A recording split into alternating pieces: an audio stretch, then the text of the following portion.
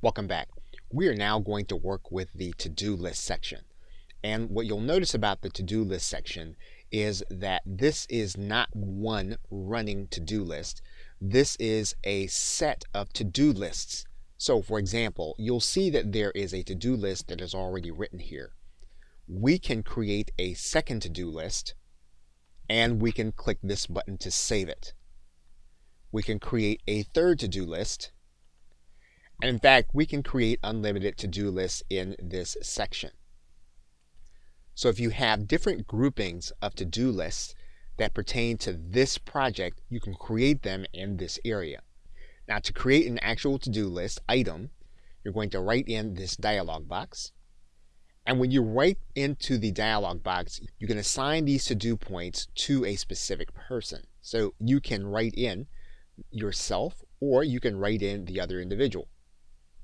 And once you do that, you'll notice that Basecamp will tell you that person will be notified by email about this to-do item.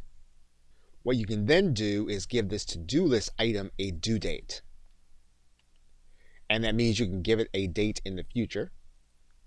And then the individual will then have something that they need to do on a specific day and a specific time.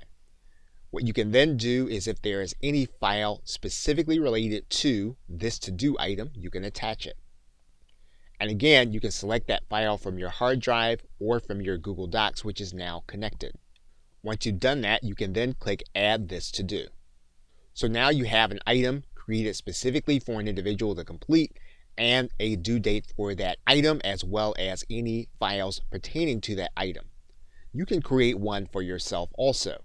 And you can then click Add This To Do. When you begin to add to-do items, you're going to notice a couple of things.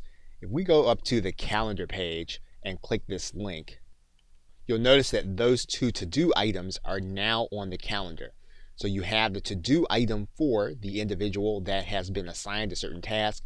You also have the to-do item that you are personally responsible for.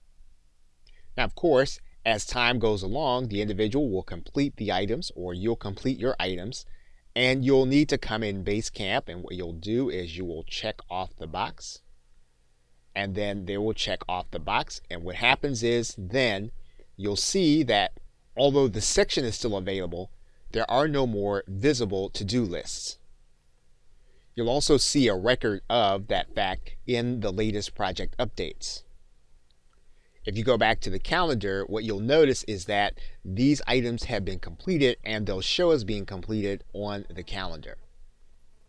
And in fact, one thing that we can do from the calendar is we can click the individual to-dos and we can determine that they have been completed from the calendar.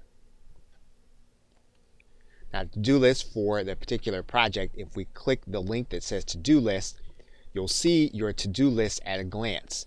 And you can look at different views of those to-do lists, including those to-dos that have already been completed. Okay, so with that, thanks, and I will see you in another video.